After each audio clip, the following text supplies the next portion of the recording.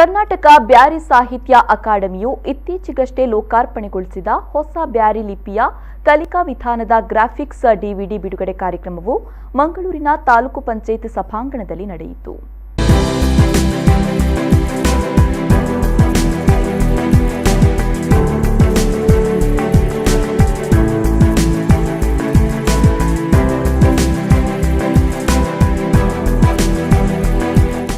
DVD ಬಿಡುಗಡೆಗೊಳಿಸಿ ಮಾತನಾಡಿದ ದಕ್ಷಿಣ ಕನ್ನಡ ಜಿಲ್ಲಾ ಕನ್ನಡ ಸಾಹಿತ್ಯ ಪರಿಷತ್ ಅಧ್ಯಕ್ಷ ಪ್ರದೀಪ್ ಕುಮಾರ್ ಕಲ್ಕೂರ, ಹೊಸ ಬ್ಯಾರಿ ಲಿಪಿ ರಚನೆಯ ಪ್ರಯತ್ನ ಶ್ಲಾಘನೀಯ.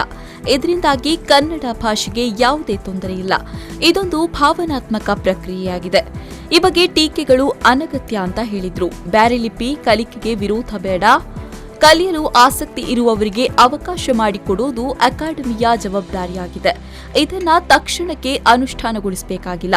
ಭವಿಷ್ಯದ ಬದಲಾವಣೆಯ ಕಾಲಘಟ್ಟದಲ್ಲಿ ಹೊಸ ಲಿಪಿಯ ಬಗ್ಗೆ ಆಸಕ್ತಿ ವಹಿಸುವ ವರ್ಗಕ್ಕೆ ಹೊಸ ಲಿಪಿ ಅನುಕೂಲವಾಗಬಹುದು.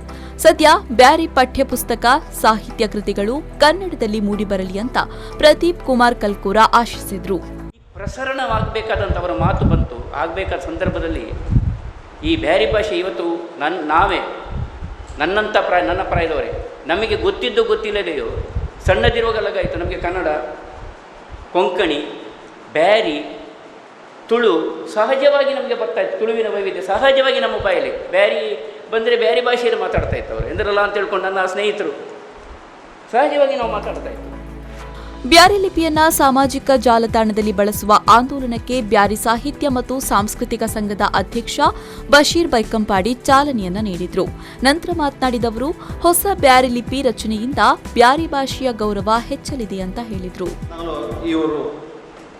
ಪ್ರಾರಂಭದ ಕಾರ್ಯಕ್ರಮ ஒரு ಆಂದೋಲನ ಪ್ರಾರಂಭ ಆಗುമ്പോൾ ತೊಂದರೆ ಆಗೋ ತೀರಾದ ದೃಷ್ಟಿಲಿ ನಂಗೆ ஒரு ಶಕ್ತಿ ಬೇನು ഞങ്ങളൊട്ടുಗೂ ಎಲ್ಲರೂ ಸಪೋರ್ಟ್ ಬೇನು ಚೊಲ್ಲ ವಿಷಯದಲ್ಲಿ ನಂಗಂಡು ಆ ಕಾರ್ಯಕ್ರಮ ಹಾಕ್ಯ. ವೇದಿಕೆಯಲ್ಲಿ ಬ್ಯಾರಿ ಲಿಪಿ ಗ್ರಾಫಿಕ್ ಡಿಸೈನರ್ ಸಚಿನ್ ಶಾ, ಲಿಪಿ ರಚನೆಕಾರರಾದ ಅಬ್ದುಲ್ ರಜಾಕ್ ಅನಂತಾಡಿ, ಅಬ್ದುಲ್ ರೆಹಮಾನ್ ಕುತ್ತೆತೂರು ಸೇರಿದಂತೆ ಮತ್ತಿತರರು ಉಪಸ್ಥಿತರಿದ್ದರು. ಆರಿಫ್ ಕಲ್ಕಟ್ಟ, ವಿ4 ನ್ಯೂಸ್ 24/7 ಮಂಗಳೂರು.